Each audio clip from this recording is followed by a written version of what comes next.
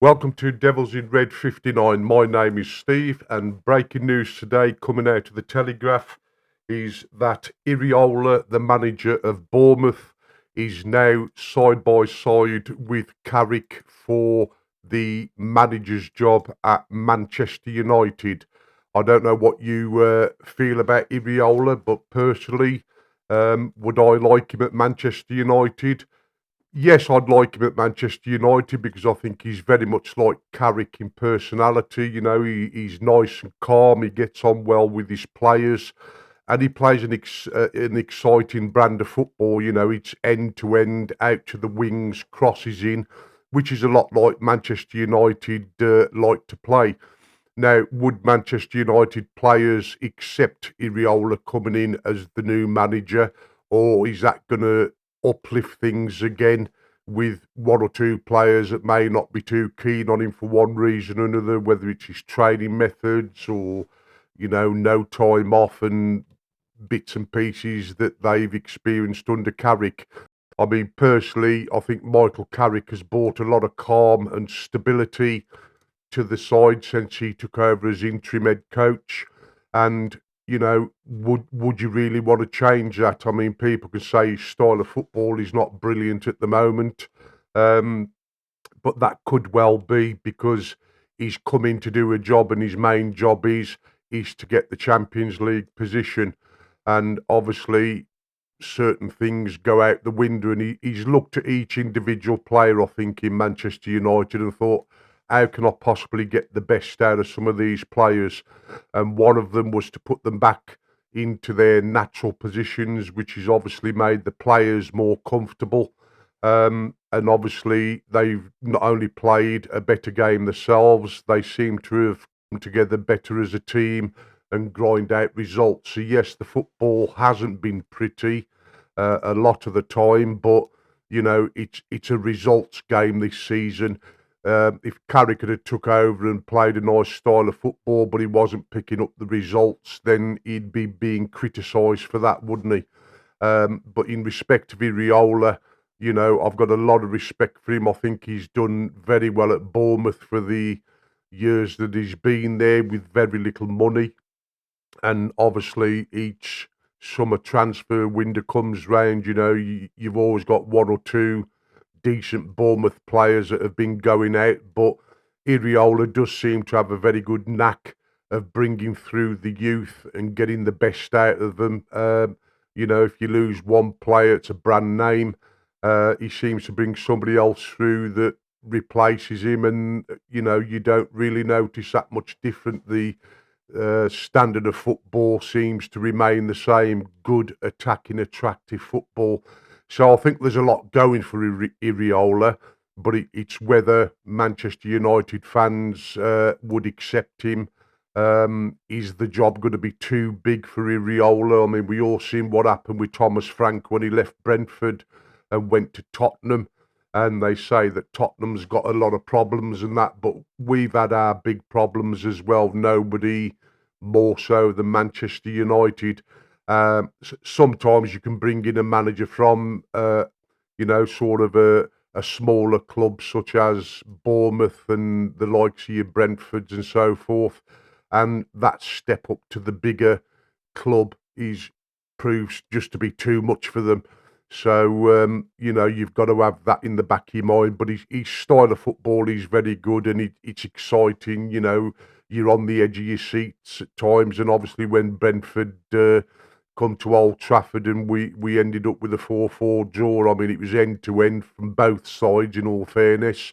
But the Bournemouth football was very attractive, and they don't play like that one game and then in the next two or three games they drop off. They seem to be pretty constant in the way they perform and move forward. They've produced some quite good shock results this season against the bigger clubs.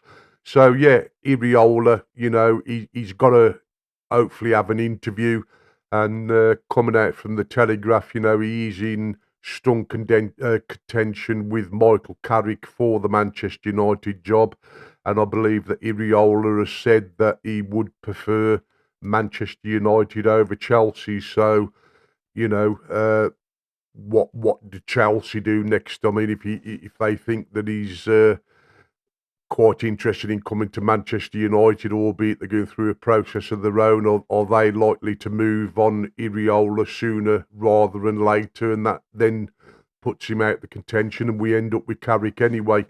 My personal feelings is I think we'll end up with Carrick at the end of the season anyway, once Champions League football has been confirmed.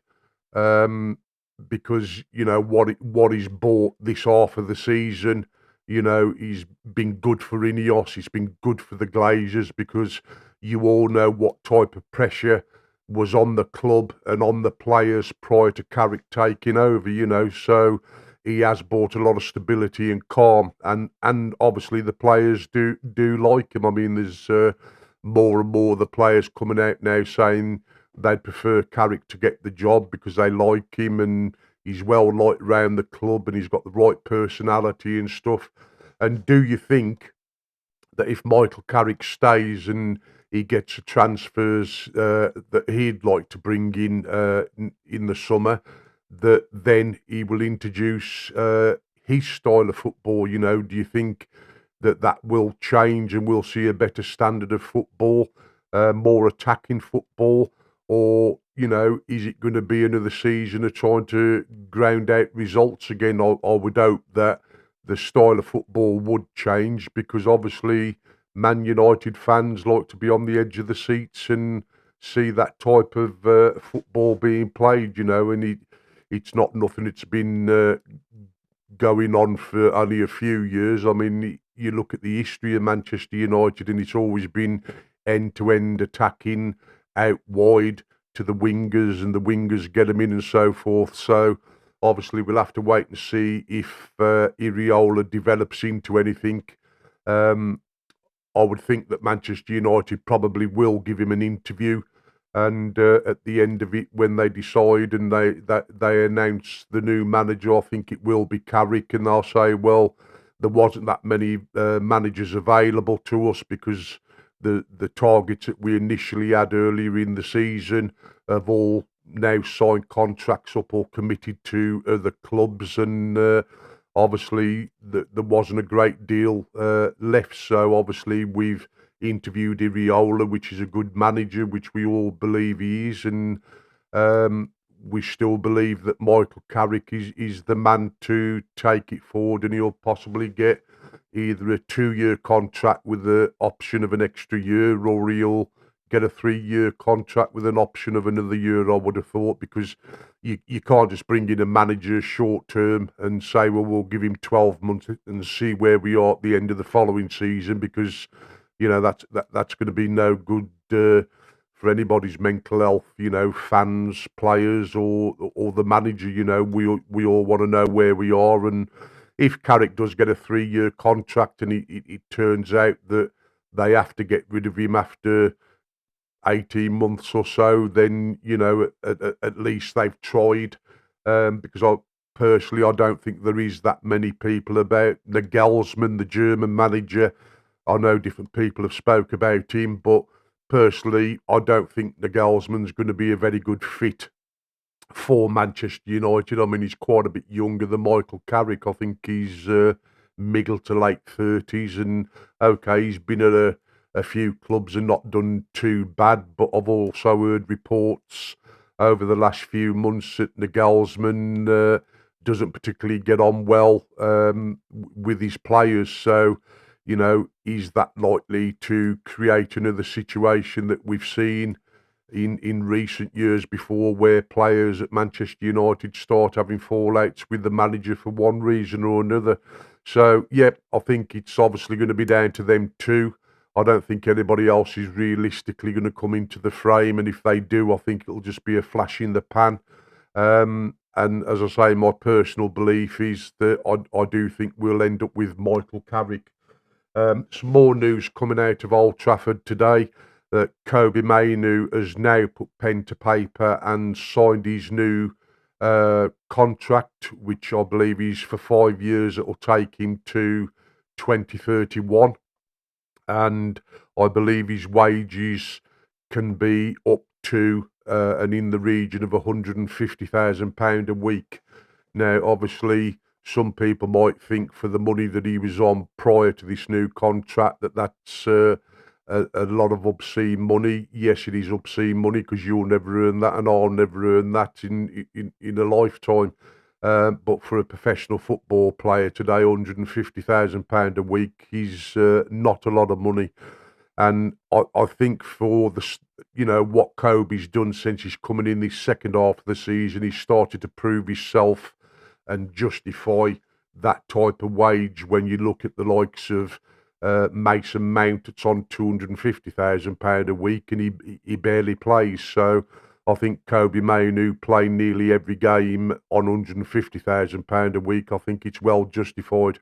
One thing I would like to see with Mainoo, I mean, obviously, he did when he started playing after Amrin had gone, he was a bit hit and miss at times, but over the last few games, I mean, you could see that he was starting to pick up on form.